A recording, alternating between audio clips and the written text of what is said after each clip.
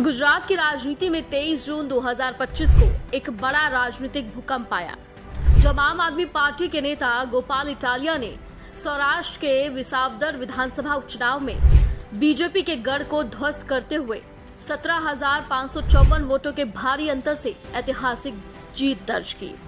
ये न केवल आम आदमी पार्टी के लिए एक मील का पत्थर है, बल्कि भाजपा के लिए एक कड़ा झटका है, जिसे दशकों से गुजरात में अजय माना जाता रहा। विसावदर विधानसभा सीट जूनागढ़ जिले की एक महत्वपूर्ण और रणनीतिक सीट रही है।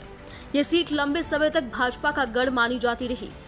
पूर्व मुख्यमंत्री केशुभाई पटेल जैसे दिग्गज नेता भी इस सीट से विधायक रह चुके हैं।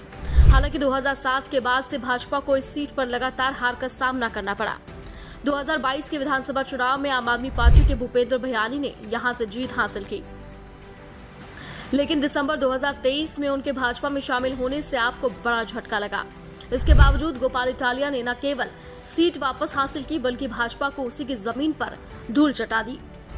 गोपाल इटालिया ने 75,942 वोट हासिल किए हैं, जबकि भाजपा के किरीट पटेल को 58,388 वोटों से संतोष करना पड़ा। कांग्रेस उम्मीदवार नितिन रणपारिया महज 5,501 वोट ही पा सके, जिससे साफ हो गया कि कांग्रेस अब पूरी तरह से हाशिए पर चली गई है। ये जीत संकेत देती है कि भाजपा विरोधी मतदाताओं से कांग्रेस को छोड़कर आपको एक प्रभावशाली और ठोस विकल्प के रूप में चुना है। गोपाल इटालिया की जीत कई स्तरों पर अहम है। एक जमीनी नेता के तौर पर उनकी पहचान, उनकी सादगी, बेबाकी और जनसंपर्क की मजबूत पकड़ ने उन्हें जनता से जोड़ने में मदद की। उन्होंने विसावदर की स्थानीय समस्याओं को केंद्र में रखा। किसानों की परेशानियां, सिंचाई की कमी, फसलों के सही मूल्य की अनुपलब्धता और बढ़ते कर्ज का बोझ जैसे मुद्दे प्रमुख रहे। वही भाजपा इन मुद्दों को गंभीरता से नहीं ले सकी। पार्टी ने प्रचार के दौरान अपनी सरकार की उपलब्धियों पर ही फोकस रखा, लेकिन वो ग्रामीण मतदाताओं की वास्तविकता समस्याओं को समझने में विफल रही।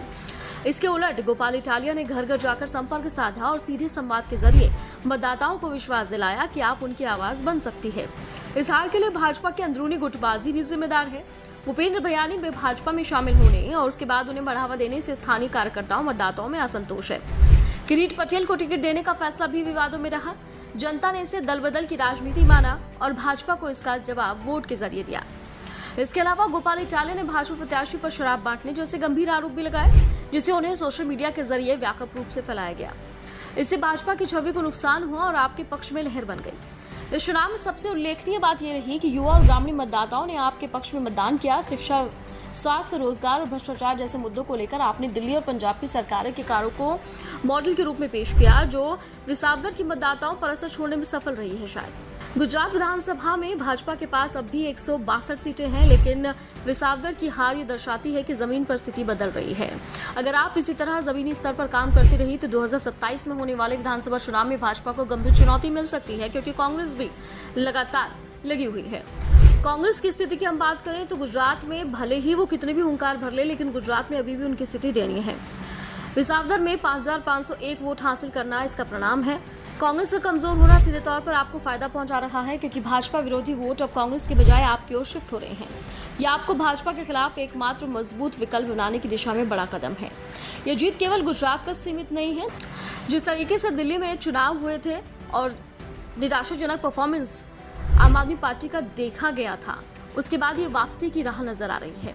पंजाब के लुधियाना, पश्चिम में जीत और अब विसावदर में मिली सफलता ने पार्टी के मनोबल को ऊंचा किया।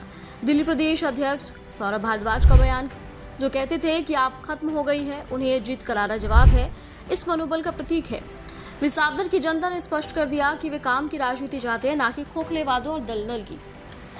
अब गेंद भाजपा के पाले में है। क्या भाजपा इस हार से सबक लेकर अपनी रणनीति में बदलाव करेगी या फिर आपको और मजबूत होने का मौका देगी?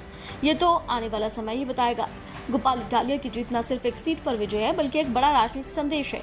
गुजरात बदल रहा है और आम आदमी पार्टी अब इस बदलाव की धुरी बन सकती है। ये जीत 2027 के विधानसभा चुनाव की भूमिका तय करती है और भाजपा के लिए ये गंभीर चेतावनी है कि अब उसकी जमीन खिसक रही है, वो भी अपने ही गढ़ में।